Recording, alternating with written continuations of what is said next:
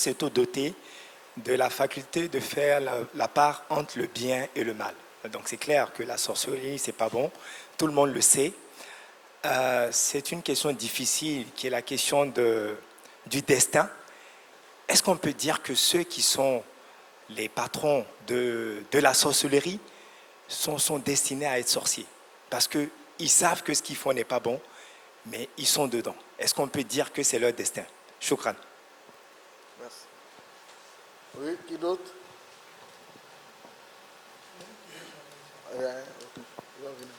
Salam alaikum wa rahmatullah.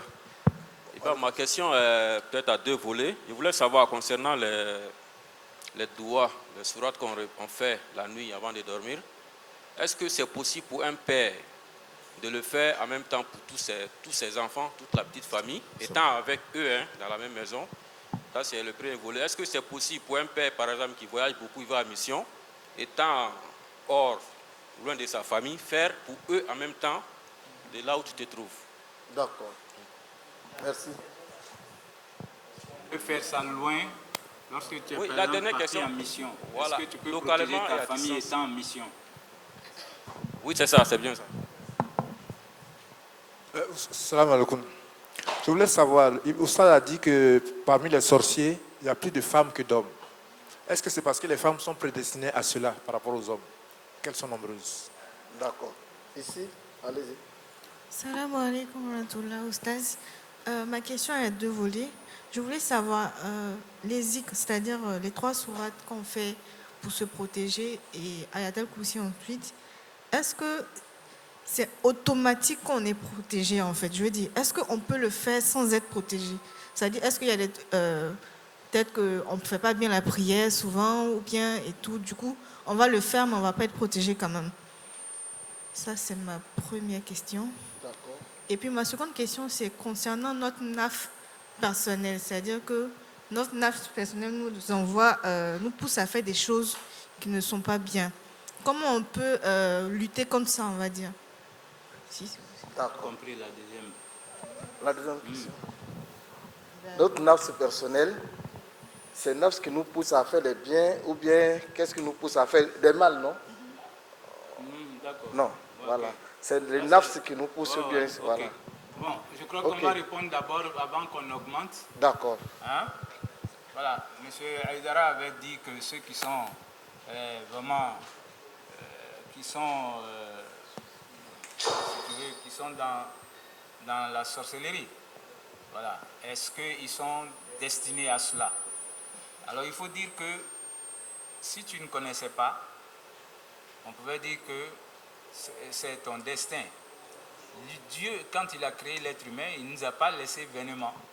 Il a voulu qu'on soit accompagné d'abord du libre arbitre.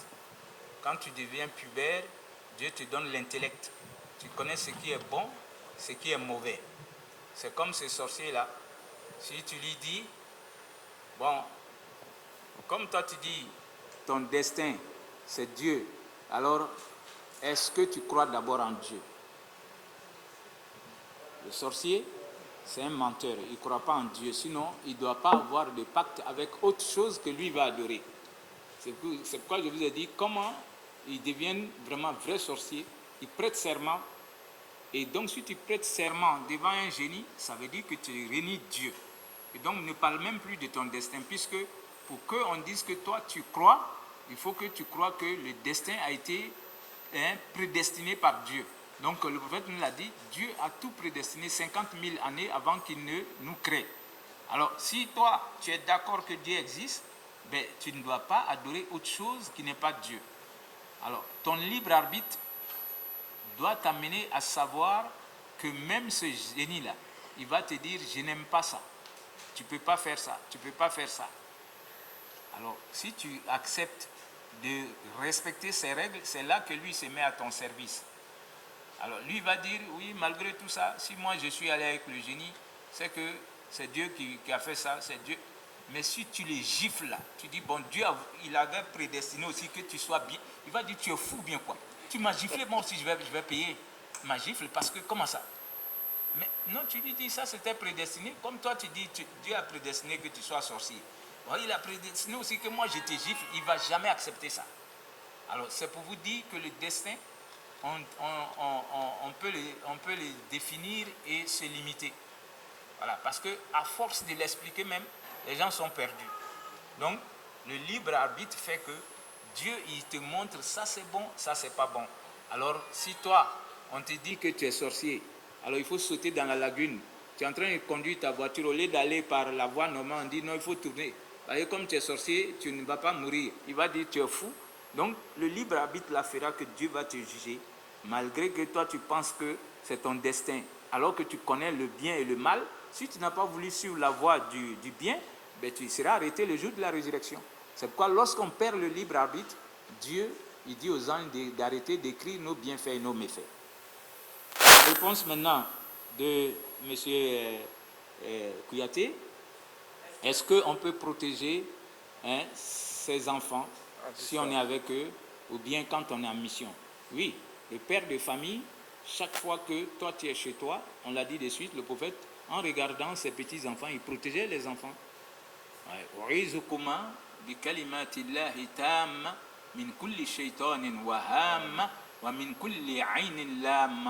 Ça se fait pour le bébé, ça se fait pour l'enfant qui est en train de courir déjà. À chaque fois que tu vois tes enfants, mets-les sous la protection d'Allah en faisant cette bénédiction. Alors que tu les vois ou pas, tu peux réciter ça avec l'intention que Dieu les protège. Voilà. Donc, souvent il disait de cette manière, je cherche refuge en Dieu par sa parole complète contre le malheur de tout ce qu'il a créé. Donc que tu sois en mission, que tu sois à la maison, un père de famille, une mère de famille ne dort pas comme ça. Toi tu protèges ta petite maison avec. Et quand tu es dans ta maison, tu lis Ayat al-Kursi avec l'intention que Dieu protège tous ceux qui sont dans ta maison. Et je vous l'ai déjà dit, on peut lire les 10 premiers versets de Surat al-Baqarah. Alif Lam Mim, Dhalika al-Kitab la rayba fihi, jusqu'aux 10 premiers versets. Ensuite, on ajoute Ayat al-Kursi et à la fin, Lillahi ma fi samawati wa ma fi al-ard. In tubdu ma fi anfusikum aw tukhfuhu, jusqu'à la fin de Baqarah. Donc ces 3 passages de Baqarah, le prophète dit quand tu les lis le matin, alors Dieu protège ton honneur, il protège ta famille, il protège tes biens et il protège tout ce qui dépend de toi. Voilà, ton honneur, ta famille, tes biens et ta dignité. Alors, l'homme qui est responsable, tu ne veux pas que quelque chose touche à ces choses-là. Tes biens, ta famille, ton honneur. Alors, tu vas tout le temps, que la femme sache ou pas, toi qui es l'homme, ça c'est ta responsabilité. Tes enfants, ta famille, tu dois veiller. Dieu te les a confiés. Toi, tu dois prier pour qu'ils soient protégés par Allah subhanahu wa ta'ala. Que tu sois sur place ou que tu sois en mission. Okay. Alors, la question qui va suivre. Oui, bon, alors ça c'est le Coran qui nous l'a appris. Alors, il faut dire que le prophète a eu à dire ça aussi une fois comme ça. Il va dire que Naqisat din wal aql. Il va dire par rapport à la femme, Dieu honore la femme. Dieu a voulu faire de grandes choses avec la femme, mais Satan a plus d'emprise sur la femme que les hommes. C'est pourquoi même quand Satan voulait faire sortir nos parents du paradis, notre père Adam et notre mère Hawa, il va d'abord commencer par la femme, l'amener à convaincre son mari pour manger le fruit. Et donc, les femmes sont très sensibles. Alors, c'est chez elles facilement qu'on fait glisser ce truc-là. Alors, et quand elles sont fâchées, tu ne peux plus les reconnaître. Satan a plus d'emprise aussi sur elles en ce moment-là. Alors, souvent, c'est par des bonbons qu'on les fait entrer dans la sorcellerie. C'est pourquoi il ne faut pas manger toutes sortes de bonbons. Ah oui, parce qu'il y a des glous cachés, il y a quoi caché. Souvent, on vient te donner ces bonbons-là. Quand tu as mangé, tu as pris le pacte comme ça. On va te dire, bon, il faut que tu viennes à la réunion. Tu dis, quelle réunion? Quel dollar? Quel mouna? Que tu es rentré de... Tu ne veux pas, il faut payer ce qu'on t'a donné là. Payer quoi? Tu n'as pas mangé bonbon? Bonbon là, c'était pas bonbon. Bon, donc on t'a fait avaler comme ça la chair. Et il y a des gens qui sont qui sont propres. Et souvent, la personne voit ça en rêve. On m'a fait manger quelque chose, ça ne me met pas bien à l'aise. Donc, les femmes, c'est Dieu qui a voulu que ce soit comme ça. Alors, quand il s'agit de la religion, tu vois que la femme réagit facilement. Elle vient quand on veut parler de Dieu. Alors, le prophète l'a dit, leur religion est leur religion est diminuée. Voilà. La femme, en matière de foi, elle a peu de foi. Elle a peu de foi. Mais si on dit de donner de l'argent pour Dieu, les femmes donnent plus que les hommes. Oui, ça. Ça, c'est la vérité, partout dans le monde. Mais pourquoi le prophète a dit il va dire que la femme, à un moment donné, elle arrête de prier. Alors que l'homme, quand il est pubère, jusqu'à sa tombe, il ne doit plus arrêter de prier. Voilà. Quand il a ses 14-15 ans et qu'il est devenu pubère, il priera jusqu'à ce que Dieu enlève l'âme de son corps. Mais la femme, il y a des jours pour elle où elle ne priera pas. Ok, Voyez, ça, c'est Dieu qui a voulu que ce soit comme ça. Voilà. C'est pourquoi même en témoignage, alors souvent on va te dire il faut un homme et 2 femmes pour qu'il y ait témoignage. Partout où il y a 2 hommes, on peut prendre les 2 hommes. Mais les femmes, Dieu va dire quand l'une va oublier, l'autre va compléter. C'est-à-dire l'autre va rappeler à l'autre. Donc Dieu, c'est lui qui nous a créés, il a voulu que ce soit comme ça. Alors, ça ne veut pas dire que la femme ne plaît pas à Dieu. Par contre, si la femme adore Dieu, elle est vite exaucée, souvent que l'homme. Voilà. Puisque Satan a plus d'emprise sur elle que les hommes. Alors, donc quand elle accepte de s'allier à Dieu et qu'elle le fait sincèrement, elle est vite exaucée. Donc, qu'Allah ait pitié de nous. Amen.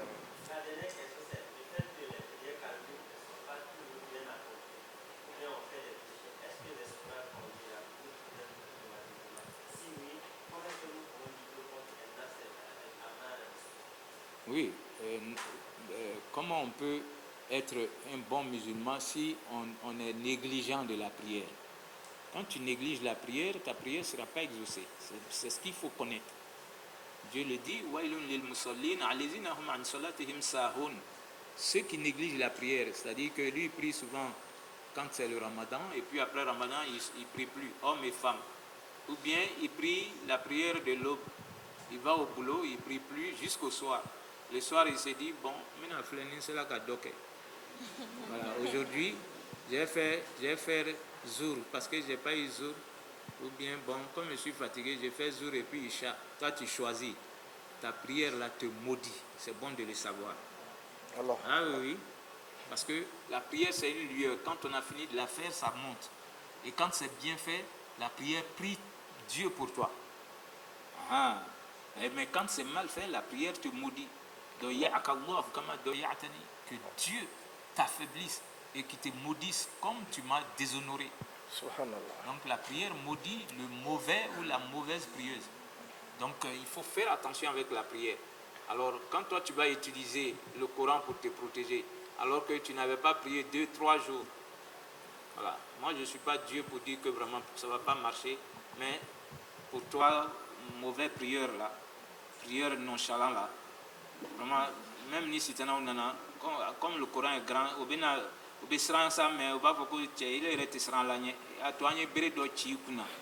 voilà. Mais celui qui prie normalement, femme et homme, non, quand lui il fait seulement, automatiquement la personne est protégée. Et je sais que, wallahi, moi j'ai vu ça combien de fois, des femmes qui viennent, qui disent que je n'ai plus de foi. Donc il faut prier pour moi, moi-même je ne sais plus. Je peux te dire la vérité, hein, ça fait comme le jour je n'ai pas prié. Tu as vu les menstrues? Non, mais je ne sens plus la prière. Et voilà. Bon, donc on doit prier pour la personne. Voilà, parce qu'au moins la personne le reconnaît. Et donc cette personne-là, son Satan a plus d'emprise sur la personne. Voilà. Donc quand c'est comme ça, on ne peut que mettre en prière. On ne peut que mettre en prière et Dieu peut exaucer. Les parents peuvent le faire, les amis peuvent le faire. Et puis toi-même, il ne faut pas baisser les bras. Et il faut être dans l'environnement qui va t'encourager à prier. Quand tu es comme ça, il faut être avec ceux qui aiment la prière. Il ne faut pas prier seul, toi, à la maison. Non. Il faut t'allier à la mosquée. Il faut aller tout le temps à la mosquée et écouter les prêches. Avoir des vidéos de YouTube où on est en train de parler comment protéger sa foi, Il faut, au lieu que toi, tu t'en vas regarder Mariamba et autres là, alors que toi, tu ne pries pas. Non, il faut aller regarder maintenant les YouTube où on te parle de Dieu. Ah, il y a les grands oustas connus dans le monde qui sont en train de dire dans toutes les langues. Donc, avec ça, tu vas revivifier ta foi. Voilà. D'accord. La question suivante. Honorable Sissé, allez-y. Salam alaikum. Wa alaykoum salam. Je voulais savoir à partir de quel moment un musulman peut se convaincre que son épouse ou sa maman est sorcière. Et si c'est avéré, quelle peut être la relation entre donc toi et ton épouse ou ta maman qui est déclarée sorcière? Alors, c'est une très bonne question. Hein. Alors, à partir de quel moment on peut être sûr que la personne est sorcière? Le sorcier ne supporte pas que toi tu sois en train de tout le temps lire le Coran. Et comme le prophète l'a dit, quand Surat al-Baqarah ou une partie de Surat al-Baqarah est lue quelque part, Satan ne rentre pas là-bas. Alors, le sorcier ou la sorcière, pour tout de suite connaître, vraiment c'est difficile. Voilà. C'est difficile à moins qu'on voit quelqu'un, parce que Dieu a donné des dons à des gens qui viennent et qui disent que bon, alors il faut que la personne avoue. On a déjà vu des gens, des femmes, des hommes qui peuvent le faire. On attrape la personne et puis elle avoue que oui, l'enfant qui est mort, c'est moi, ou bien Dieu l'amène à délirer devant toi-même. Ça arrive. Ça arrive. Ça se fait souvent là, mais combien de fois nous on a vu ça? La personne pense qu'elle est tellement forte, elle va envoyer ça là-bas. Ça peut être un homme et une femme. Quand la personne voit la Kaaba commence à délirer, tu es déçu. Voilà. Mon fils est un tel qui est mort.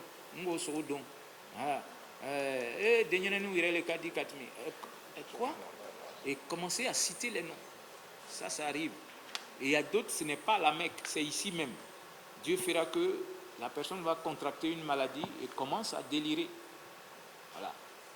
Commence à dire, oui, je suis dedans avec un tel. Bon, quand on arrive à ce niveau-là, ça, c'est avéré. Mais sinon, tu ne peux pas regarder une personne comme ça et regarder ses yeux pour dire que tu es Nigna Finimbegatmi, donc il est sorcier. Non. Il ne faut pas accuser à tort. Ça aussi, Dieu n'aime pas ça. Voilà. Et comme je le dis, Nisubamnala Nana Moromna, Atri Redo Lolala. Parce que moi, j'ai déjà vu tout ça. Hein. Voilà. Lui, ses affaires ne marchaient pas. Il était tout le temps dans des problèmes. Alors que quand il a commencé, ça allait très bien. Et il a trouvé une femme qui est venue. C'est sa femme qui a dit, il faut qu'on envoie cette femme-là ici. On va voir qui est vraiment dans cette affaire-là. Quand elle est arrivée, bon, elle est entrée avec sa maman. Et puis après, quand ils sont sortis, la maman était obligée d'avouer que c'est elle qui a pris la chance de son fils et qu'elle a fait enterrer ça quelque part. Elle a commencé à tout raconter devant le fils. C'est lui-même qui est venu dire, Oussaz, je ne sais plus où mettre la tête, mais que ma mère a avoué que c'est elle qui est à la base de tout ça. Alors qu'est-ce que je fais? J'ai dit non, il faut la laisser dans son sutra, il ne faut pas l'humilier. Simplement, il faut voir maintenant celui qui est venu, disons celle qui est venue là et qui a dit qu'elle a avoué, si elle peut l'enlever pour toi, c'est ce qui est mieux, pour ne pas que ça aille encore de l'avant et qu'on cause trop de tort. Bon, ils sont convenus sur ça et c'est ce qu'on a fait. Et la vieille était restée maintenant ici, puisqu'elle était venue du village, elle était venue pour achever l'enfant même. Bon, alors quand on va retirer ça, elle a commencé à se plaindre que ses oreilles bourdonnent, elle ne dort plus et tout ça. On lui a dit non, que c'est la communication qui s'est passée fluidement la nuit, c'est ce pouvoir-là qu'on lui a arraché. Donc quand eux ils envoient, le réseau ne passe plus. C'est ce qui fait qu'elle a les maux de tête et ses oreilles bourdonnent. Donc pour dire que la sorcellerie est une réalité. Mais toi qui es novice, tu ne peux pas regarder les yeux des gens pour dire que tu es sorcier. Mais il faut te protéger. Voilà. Il faut se protéger contre eux. Et souvent, ce que je viens de dire là, combien de musulmans qui négligent ça? C'est-à-dire lire Kul Huwallah, Kul A'udhu Birabbil Falaq, Kul A'udhu Birabbin Nas et essuyer sur son corps. Wallahi, moi, on est venu me dire que qu'est-ce que vous faites? On a des fois qu'est-ce que vous faites? Parce que depuis que moi j'ai connu ça, depuis que j'étais à Boaké à 15 ans, quand j'ai connu, je n'ai jamais cessé. J'ai fait ça jusqu'à cet âge-là. Mais combien de musulmans qui savent et qui ne font pas? Et donc moi j'ai vu des gens en rêve qui sont venus, je les ai chicotés en rêve. Le matin maintenant, ils sont venus me dire que moi je vous ai déjà vu. Voilà. Donc c'est sûr que le Coran protège, wallah. Mais c'est toi d'abord qui dois croire au Coran. Et ces sourates-là sont courtes. Elles sont faciles à mémoriser et à faire. Plein de gens veulent même qu'on fasse pour eux. Lui n'a même pas le courage de faire. Mais quand c'est comme ça, le sorcier au final de Messie, là, toi tu veux qu'on ait qu'à faire en nasi. Parce que Frafin t'a coupé nasi. Tu sais qu'un nasi, alors que le prophète lui dit d'essuyer sur nous. Voilà, nasi là, si tu as pris, peut-être que alors que si tu connais, à chaque nuit quand tu fais, c'est comme tu as récité le Coran lui-même, hein, combien de fois avant de t'endormir. C'est ce qui est plus bénéfique. Et quand tu essuies sur ton corps, le jour que tu vas mourir et qu'on te mette dans ton linceul, le prophète dit, au moment où tout le monde va t'abandonner dans ta tombe, et que Munkir et Nakir viennent pour poser les questions, ils vont trouver un homme qui est entrelacé entre le linceul et le défunt. Ils vont dire, mais qu'est-ce que toi tu cherches ici? Sors, on va poser nos questions. Il va dire, non, je ne sors pas. Tu ne sors pas, toi tu es qui? Il va dire, je suis le Coran. Il m'a lu toute sa vie. Il s'est allié à moi en amitié. Je vais rester avec lui. Vous allez poser vos questions en ma présence. Je ne le quitterai, sauf que je l'ai d'abord accompagné au paradis avant qu'on ne se sépare. Allah Akbar. Allah. Pourquoi refuser d'essuyer ça sur son corps? Voilà. Quand on doit coucher le corps, pour que les parents disent que souvent même il va écrire Bismillah Rahman Rahim. Non. Pour coucher un corps, le prophète disait Bismillah wa ala sunnati Rasulillah. Pour coucher un corps, que ce soit homme ou femme, c'est ce qu'on doit dire et coucher le corps, c'est tout. On n'a pas vu le prophète écrire quelque chose pour aller mettre le corps dessus. Donc, le corps là, pour que tu puisses être protégé dans ta tombe là-bas, il faut être avec le Coran. Hein. Voilà. Je sais que vous tous ici, vous serez comme ça parce que vous êtes venus apprendre. Ah oui, vous êtes des gens que moi j'envie. Vous venez ici chaque fois payer de l'argent pour apprendre à lire ce Coran-là.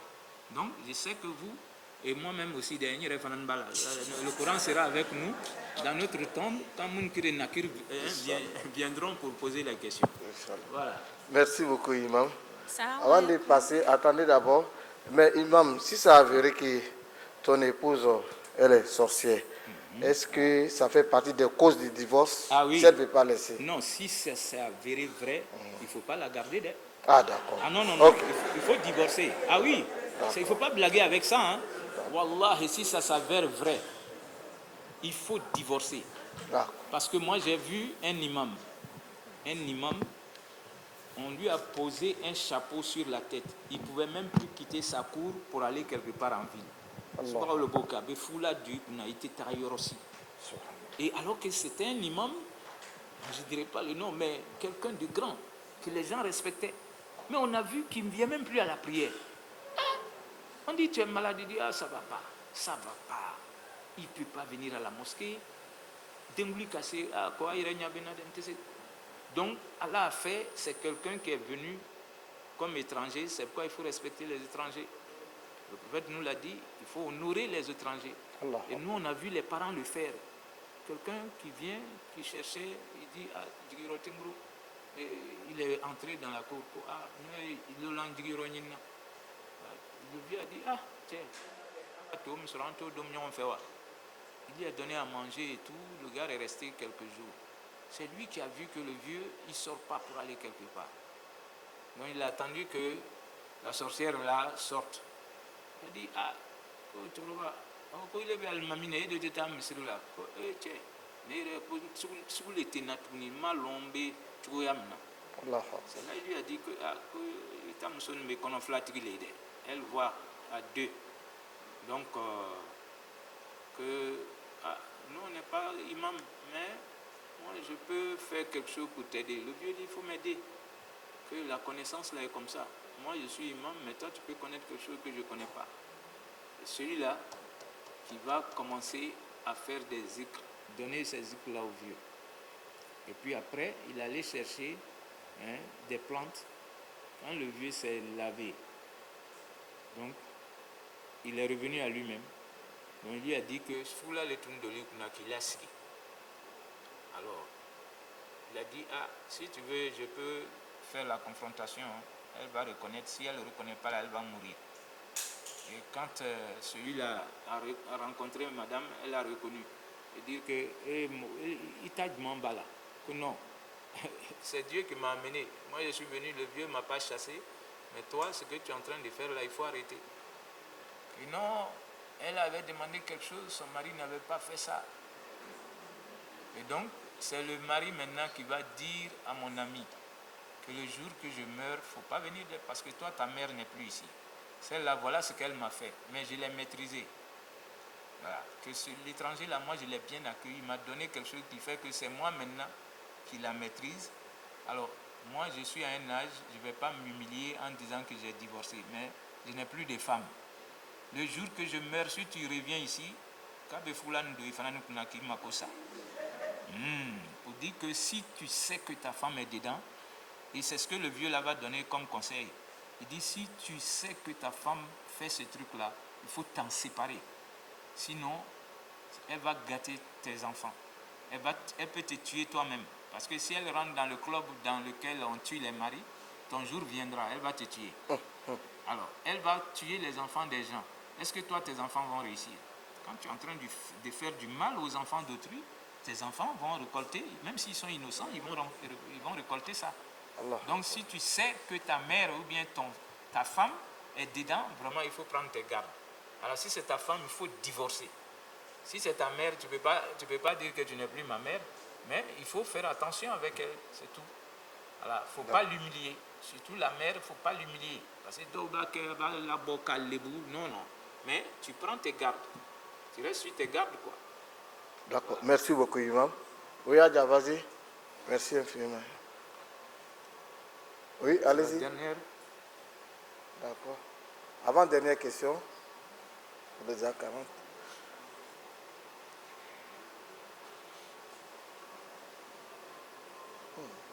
Abdallah. Ça passe pas? Bon, il peut parler comme ça. Allez.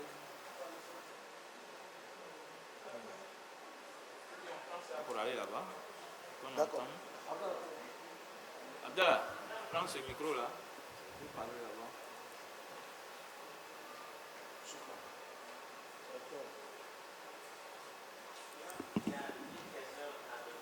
Salam alaikum.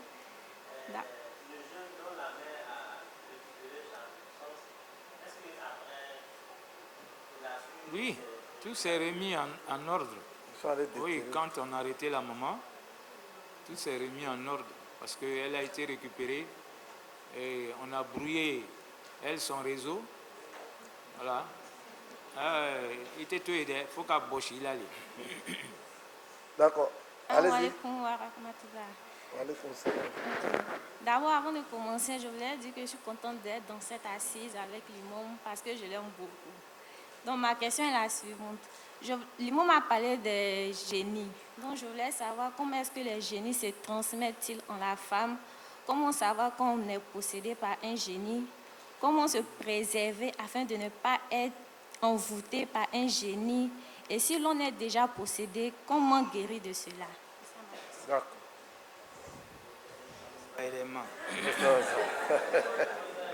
D'accord. Et donc, pour ne pas être possédé, il faut s'habiller décemment. Pour ne pas être possédé en tant que femme, il faut s'habiller décemment. Parce que les génies, eux aussi, ils regardent. Quand ils voient que toi, tu ne t'habilles pas décemment, alors la porte est ouverte pour eux. Ils savent que toi, tu n'as pas peur de Dieu. Tu veux prendre ta forme pour attirer les hommes. Eux, ils peuvent venir dans n'importe quelle forme. Le génie peut venir et te dire, ah, tu es belle, hein? Est-ce que je peux te marier?